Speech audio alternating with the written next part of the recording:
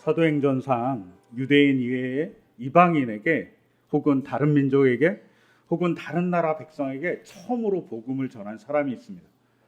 그 사람이 누구일까요? 그 사람이 베드로일까요? 아니면 사도 바울일까요? 근데 오늘 이렇게 본문을 쭉 읽어보면, 그리고 사도행전 전체를 보면 이방인 혹은 유대인 이외의 사람, 즉 사마리아 사람부터 시작한 그 사람들에게 처음으로 복음을 전하고 처음으로 세례를 준 사람은 베드로도 아니고 바울도 아니고 누구냐면 바로 빌립이라는 사람입니다. 빌립은 누군지 고민이 됩니다. 왜냐하면 예수님의 제자 중 빌립이 있고 우리가 이야기하는 초대교회의 7 집사 중 한 명인 빌립이 존재합니다. 이 빌립은 예수님의 제자 빌립이 아니라 초대교회 7 집사라고 일명하는 사람 중 한 명인 집사 빌립입니다. 이 사람이 예수님의 제자가 아니라는 거죠. 아마 예수님을 믿었던 것은 이후에 믿었을 가능성이 많아요. 언제? 십자가 사건 이후에, 아니면 오순절 사건 이후에 믿었을 가능성이 많습니다. 이 사람의 이름 자체가 빌립이잖아요. 빌립이 히브리식 이름이 아니라 헬라식 이름이에요.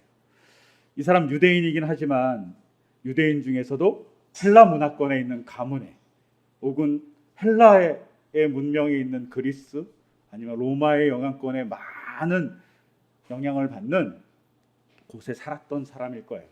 왜냐하면 빌립이 마지막으로 등장하는 것이 사도행전 21장인데 그는 가이사라에 삽니다. 가이사라는 헤롯이 가이사에게 바쳤던 도시거든요. 헬라 문명, 로마의 지배권이 왕성했던 곳이 가이사라입니다. 그곳에서 마지막 여생을 보내요. 그러니까 아마도 헬라 문화권, 그리스 아니면 로마의 어떤 영향권에 있었던 사람이라는 것을 추측할 수 있습니다. 이런 사람이 예수님의 복음을 받아들이고 제자가 되고 집사가 되었습니다. 그런데 이 사람이 열심히 믿고 있던 순간에 갑자기 예루살렘에서 유대인들 중 기독교인을, 유대인 중 기독교인이에요. 유대인들이 먼저 예수님을 믿었어요. 그 기독교인을 유대인이 박해하는 사건이 벌어집니다. 잘 아시는 대로 스테반이 죽었습니다. 거기에는 바울도 동조하죠. 그런데 이렇게 누군가를 박해하기 시작하니까, 유대인들이 기독교인들을 박해하기 시작하니까 예루살렘에서 다 도망 나갑니다. 다 사도들만 빼놓고는 다 뿔뿔이 헤어집니다.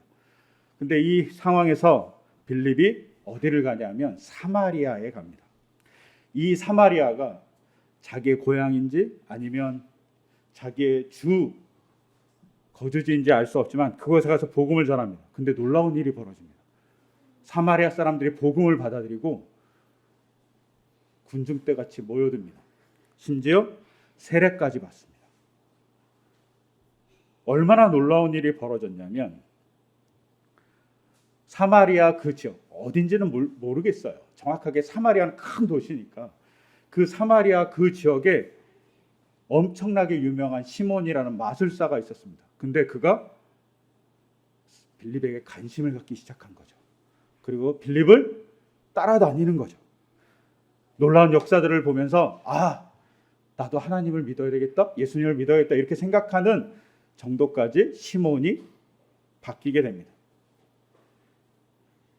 그리고 정말 놀라운 사건은 이런 소문이 퍼지자 누가 내려옵니까? 예루살렘에서 베드로와 요한이 내려옵니다. 그래갖고 사마리아 사람들한테 기도해주고 성령이 내렸다고 되어 있어요. 꼭 뭐 같습니까?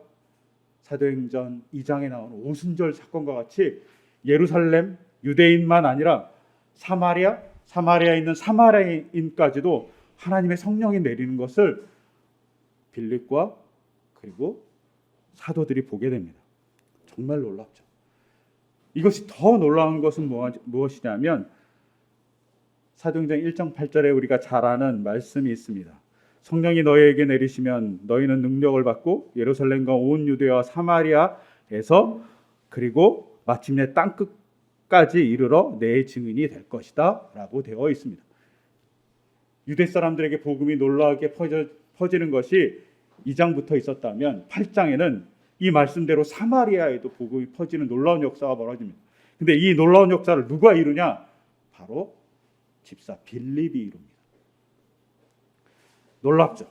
이게 왜 놀라운 사건이냐면 사마리아를 어떻게 유대인들이 바라보고 있는지를 보면 알 수 있습니다.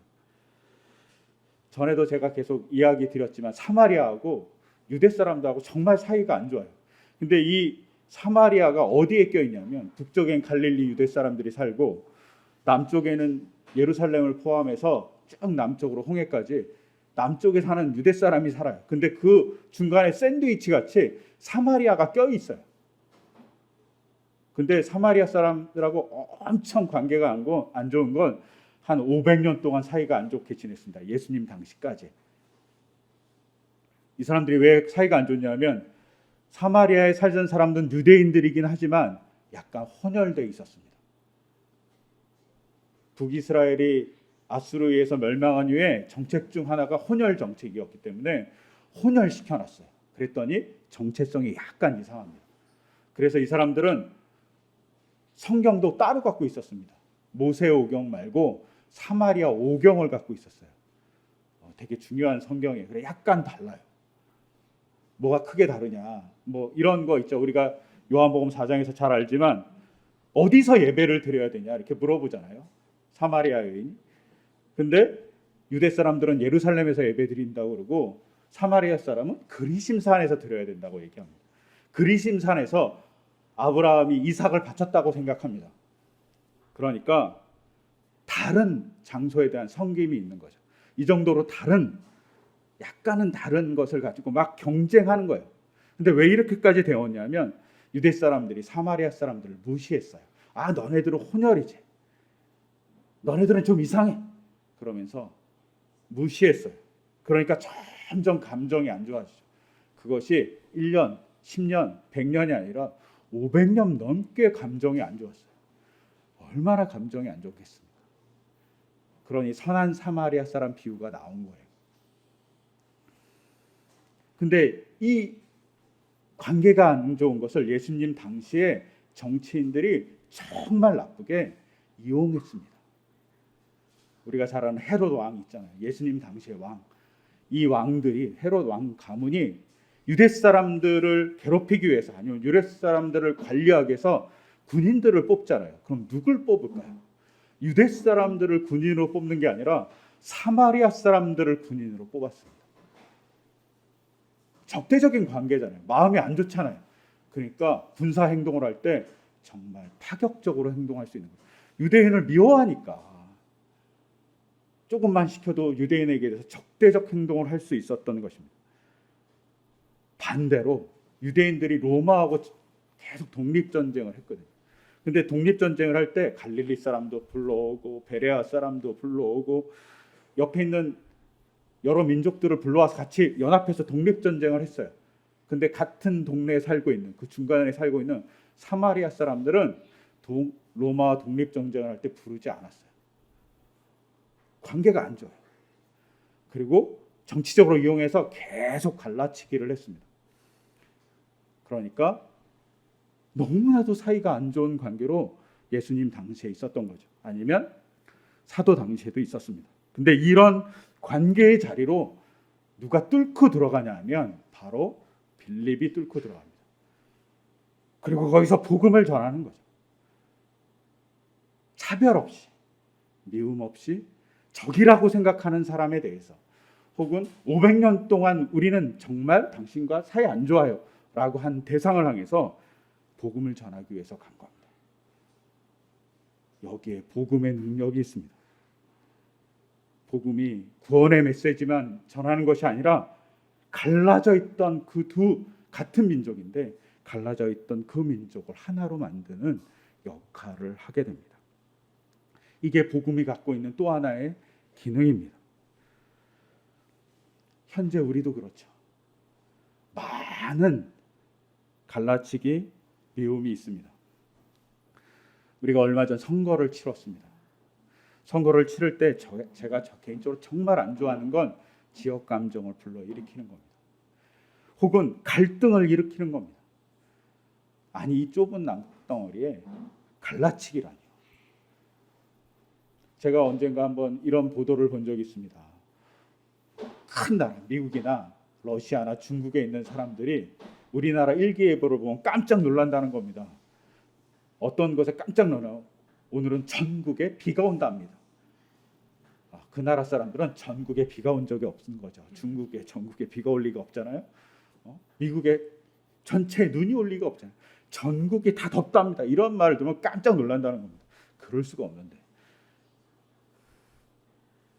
이 좁은 나라에 지역을 나누고 감정을 일으키는 사람이 있습니다. 복음은 그 일을 하지 않게 하는 것입니다. 이 좁은 나라의 이념을 가지고 서로 분단된 민족을 만들고 그리고 그것을 갖고 싸우게 만듭니다. 교류하지도 못합니다. 우리나라가 섬이잖아요. 북쪽으로는 갈 길이 없어요. 비행기 타고 넘어가야 돼요. 아니면 배 타고 넘어가야 돼요. 너무나도 안타까운 현실이 우리나라에 있습니다. 왜 이럴까요? 한 나라를, 한 민족을 원수로 보고 주적으로 보게 하는 미움과 사랑으로 우리를 끊임없이 자극했기 때문입니다. 이게 평화를 파괴시키는 겁니다. 복음은 그 일을 평화로 만드는 일입니다.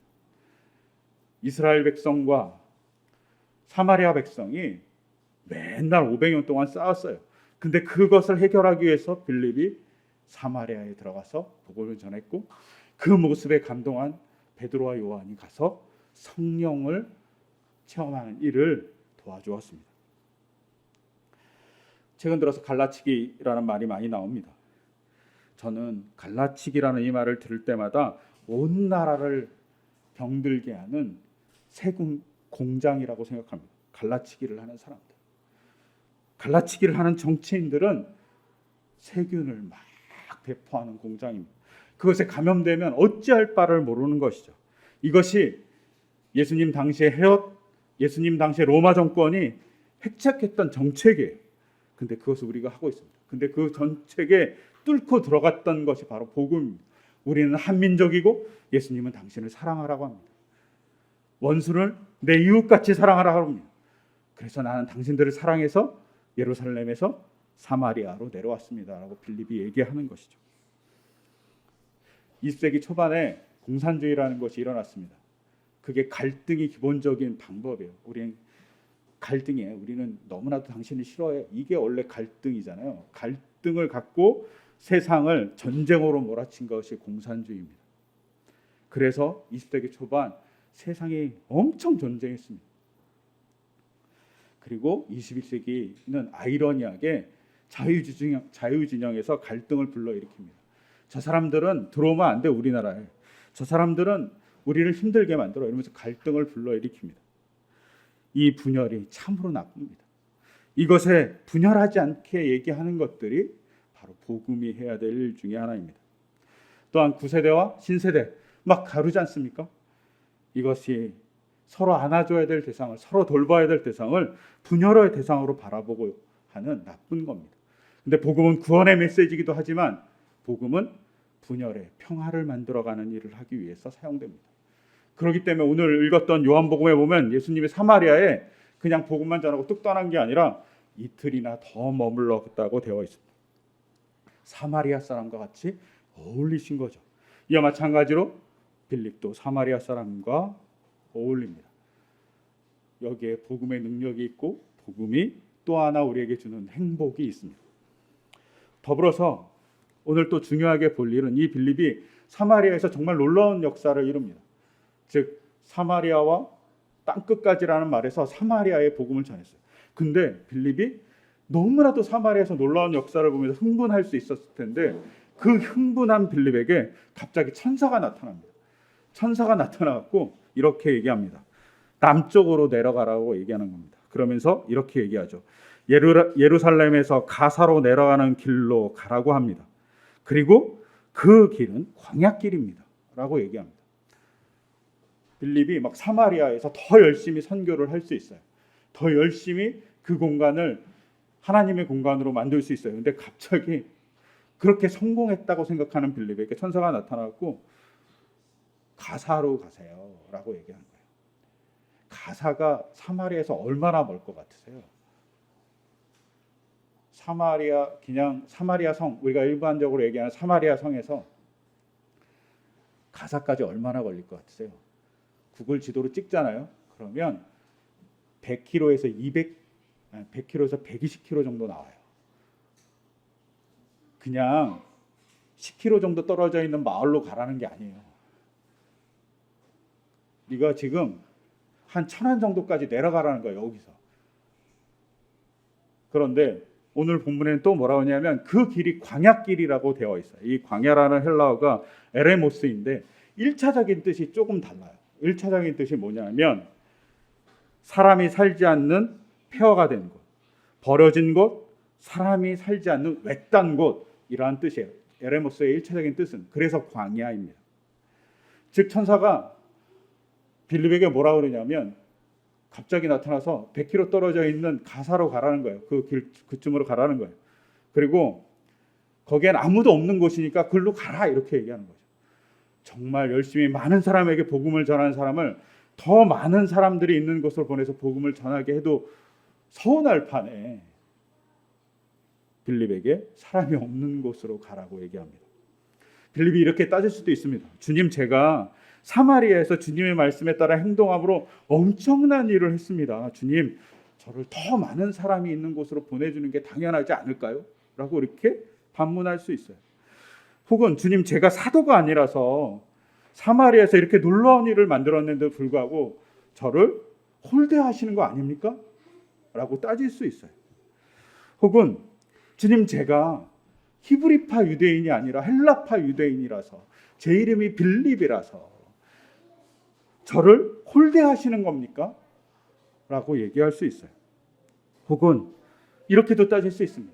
주님, 제가 원래 예수님의 제자가 아니라서 이렇게 큰 일을 했는데도 불구하고 저를 못 믿습니까? 라고 얘기하면서 따질 수 있어요. 근데 빌립은 이렇게 따지지 않습니다. 따지지 않고 사마리아에서 100km 정도 떨어져 있는 가나 근처까지 그냥 갑니다. 그것도 사람이 없는 외딴 곳으로 갑니다. 한 4일 정도는 걸어갔을 거예요. 4일 정도 꼬박 걸어갑니다. 꼭 이 모습이 뭐 같습니까? 창세기 12장의 아브라함으로 하나님께서 갈대우르에 떠나서 내가 지시할 땅으로 가라라고 얘기합니다. 그때 방향도 모르고 따라가는 게 바로 아브라함의 모습입니다. 그것과 비슷하게 그는 하나님의 말씀, 천사의 말씀에 순종합니다. 저는 여기서 순종의 중요한 가치 하나를 보게 됩니다. 뭘 보냐면 빌립을 통해서 보는 순종은 자기의 체면을 내세우거나 자기의 이익을 내세우거나 자기의 어떤 성취를 내세우는 것이 아니라 하나님의 뜻에 기구히 이르는 것이 순종이라고 생각합니다. 빌립은 그 일을 잘한 거죠. 하나님의 말씀에 따라서 순종함으로 아무도 없는 외딴 곳으로 가라니까 갑니다. 그리고 거기서 놀라운 한 사람을 만나죠. 오늘 읽었던 대로 에디오피아의 간다게라는 여왕의 내시를 만납니다. 이 사람이 어떤 사람입니까? 그 나라의 지금으로 생각하면 재정부 장관, 기재부 장관 뭐 이런 사람인 거죠. 이 사람을 만납니다. 이때 에디오피아는 요새 이제 저희가 에디오피아 커피를 좋아하셔서 많이 마시는 그 에디오피아는 아닐 것 같고요. 그거보다 약간 북쪽. 지금의 수단 정도일 거라고 학자들이 추측하고 있어요. 왜냐하면 제가 이 얘기를 드린 건 에디오피아가 혼돈될 수 있어서 하여튼 그거보다 약간 위에요. 그래서 지금으로 지도로 생각하시 보시면 이집트 바로 밑에라고 생각하시면 돼요. 이게 얼마나 큰 거리냐면 예루살렘에서 한 3,000km 정도 떨어져 있어요. 이 사람이 예루살렘으로 3,000km 정도를 여행해서 온 거예요. 왜 왔을까요? 간다게의 내시가. 이 사람 이름이 간다게 아니에요. 여왕의 이름이 간다게예요. 간다게의 내시가 왜 여기까지 왔을까요? 그가 아마도 유대교로 개종한 사람일 것 같아요. 그거에 대한 전역사는 없어서 잘 모르겠어요. 근데 이 사람이 개종을 했습니다. 그리고 개종하면서 하나님을 사랑하는 마음 때문에 예루살렘으로 순례를 온 거죠. 엄청난 일이 벌어진 거죠. 이렇게 신실한 사람입니다. 여기에 놀라운 역사가 있습니다. 이방이, 그것도 아주 먼 이방이, 혹은 그 당시에 땅끝이라고 생각했던 아프리카의 끝에 복음을 전하는 일을 누가 했냐면 바로 빌립이 했다는 겁니다. 거기까지 가지는 못했지만 그 땅에 복음을 전할 수 있는 사람을 만나서 복음을 전함으로 에티오피아, 아프리카의 땅끝이라고 불릴 수 있는 그곳에 복음을 전한 놀라운 역사를 빌립이 했다는 거죠. 여기서 빌립은 아무도 없는 곳에 하나님이 가라고 하니까 감으로 땅끝까지 복음을 전하는 놀라운 일을 하게 됩니다. 이것이 얼마나 놀랍냐. 오늘 읽었던 이사야서 56장 3절에 보면 이방 사람이라도 주님께로 온 사람은 주님께서 나를 당신의 백성과는 차별하신다고 말하지 못하게 하여라 라고 하는 대상을 바로 에티오피아 사람 네시가 만들어낸 거죠. 그 사람이 이방인이 아니라 하나님 앞에서 이방인이 아니고 하나님의 백성으로 말씀 듣게 하는 그런 일을 누가 했냐? 바로 빌립이 했다는 겁니다. 천사의 말에 순종함으로 말입니다. 또한 이 사건이 더 놀라운 건 이 사람이 넷이라는 겁니다. 이 사람이 3,000km 정도 떨어져 있는 예루살렘에 와서 예배를 드렸을 겁니다. 근데 이 사람이 성전에 들어갈 수 있었을까요? 혹은 이 사람이 제사를 드릴 수 있었을까요? 한 나라의 장관이에요. 근데 이 사람이 3,000km로 왔는데 성경에 따르면, 그 당시 율법에 따르면 성전에 들어가지도 못하고 제사도 드리지 못합니다. 넷이기 때문에. 그냥 성전만 보고 간 거예요. 그래도 이 사람 어떡합니까? 이사야 말씀을 읽고 있습니다. 말씀에 감동하고 하나님의 뜻에 너무나도 감격하는 사람입니다. 근데 성전에 못 들어가요. 어처구니 없는 일이 벌어진 거죠. 근데 이 사람이 가다가 빌립을 만납니다. 그리고 빌립에게서 예수님에 대한 이야기를 듣고 복음에 대한 이야기를 듣게 됩니다. 그러면서 예수님을 믿어서 세례를 받게 됩니다. 근데 우리가 읽었던 오늘 본문에 보면, 오늘 본문에는 없지만 성경을 보면 8장 37절을 딱 보면 뭐라고 써 있냐면, 성경 한번 있으면 찾아보면 없음이라고 되어 있어요. 되게 이상하지 않습니까? 성경에 없으면 안 쓰면 되잖아요, 구절을. 그런데 37절에 없음이라고 이렇게 가로치고 있어요. 그러니까 36절, 37절은 없고 38절. 되게 이상합니다. 왜 이렇게 기록할까요? 이거는 성경이 여러 가지 사본을 모아서 지금 만들어진 거예요. 근데 중요한 사본도 있고 중요하지 않은 사본도 있습니다.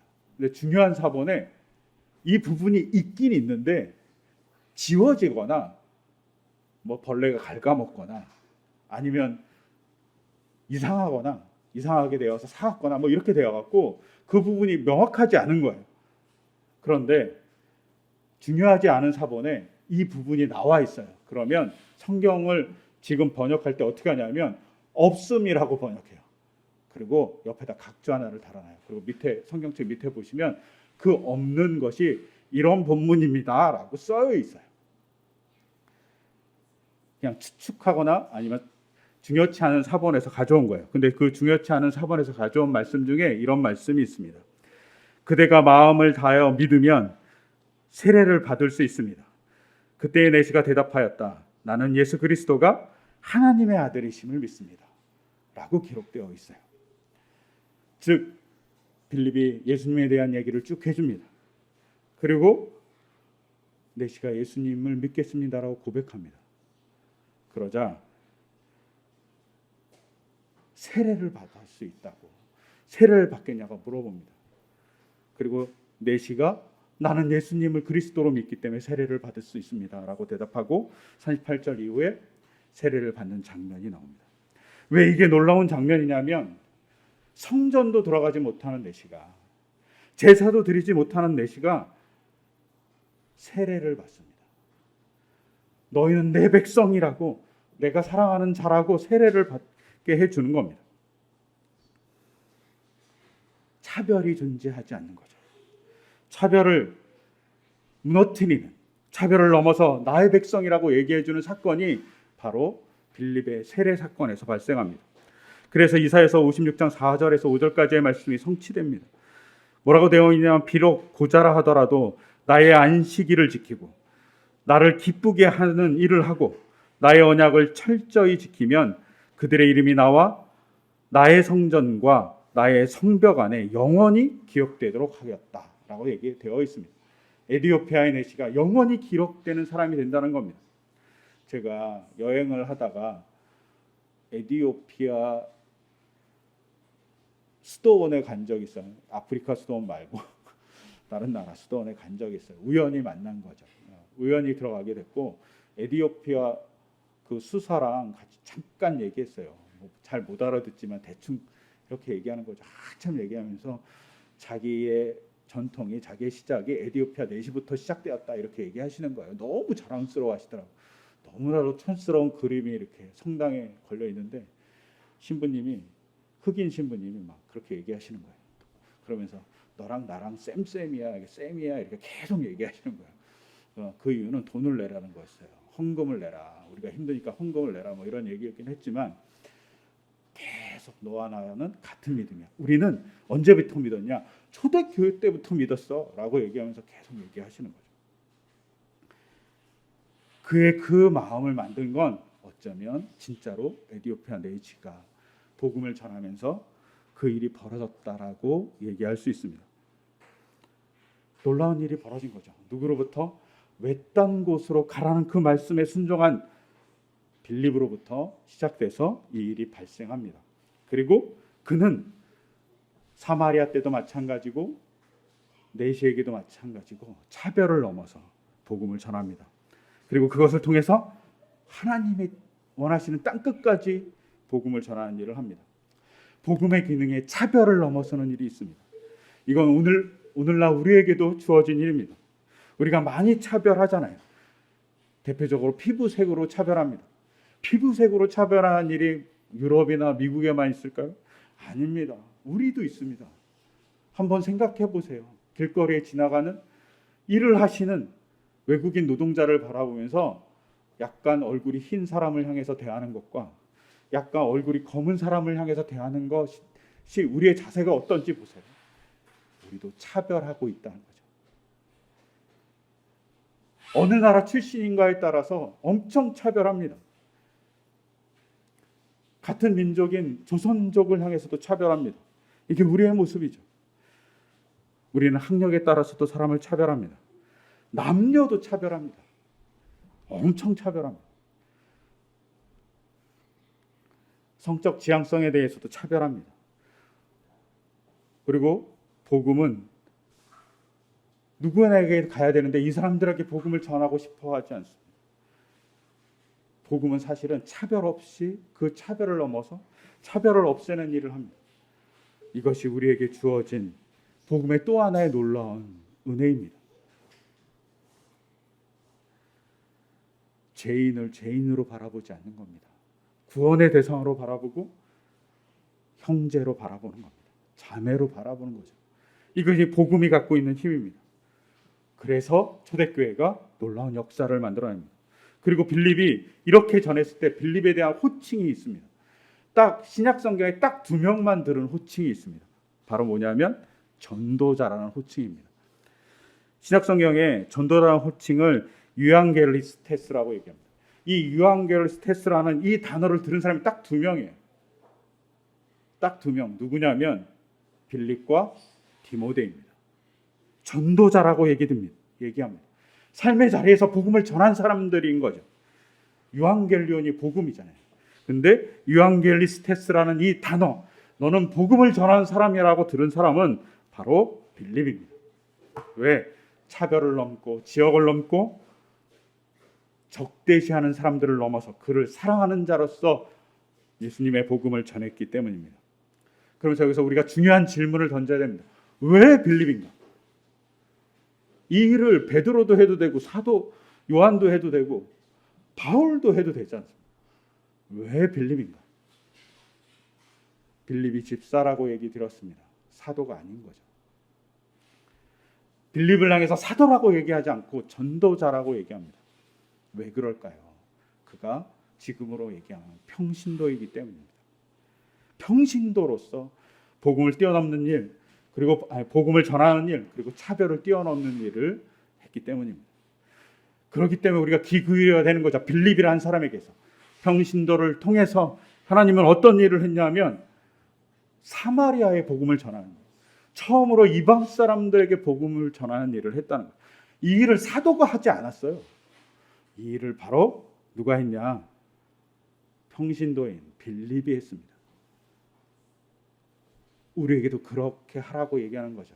제가 살아가는 영에서 목사가 아니라 평신도로서 삶의 자리에서 복음을 전하는 자가 되라고 하시는 거고, 우리의 삶의 자리에서 복음을 전하는 전도자가 되라고 얘기하는 겁니다. 그것을 할 때 하나님의 놀라운 역사가 우리를 통해서 이루어진다고 얘기하죠. 우리가 복음을 전하는 곳이 외딴 곳일 수 있어요. 회사에서 복음을 전하는 게 외딴 곳이고, 학교에서 복음을 전하는 게 외딴 곳이에요. 왜냐하면 교회 안에서 우리끼리 모이면 좋잖아요. 근데 교회 밖은 외딴 곳입니다. 그 외딴 곳에서 복음을 전하는 일, 그것을 우리에게 요구하십니다. 그 요구하심을 우리가 순종할 때, 그리고 그 요구하심에 고민할 때 우리를 통해서 빌립에게서 나타났던 차별을 넘고 분리를 넘고 적대시하는 관계를 넘어서 평화로, 차별을 넘어서 평등으로 이끌어가는 세상을 만들어 주실 거라고 믿습니다. 그런 우리를 만들어 주실 주님을 생각하며, 또 우리가 그런 도구가 되기를 기대하며 이 시간 다 같이 잠시 같이 기도하겠습니다. 제가 기도하겠습니다. 하나님 아버지, 이 시간 우리에게 오셔서 언제나 우리를 살펴주시고 우리를 불러주십니다. 빌립을 불렀듯이 우리를 불러주시고, 그리고 그 부름에 우리가 응답할 때 주님, 빌립에게 역사하셨던 그 역사와 같이 차별과 적개심의 벽을 허물어 주시옵소서. 우리를 통해서 평화가 만들어지고 차별이 무너지고 그 속에 하나님의 사랑으로 서로 안아줄 수 있는 주님의 세상을 만들어갈 수 있도록 인도하여 주시옵소서. 이 모든 것 주 예수 그리스도의 이름으로 기도드립니다. 아멘.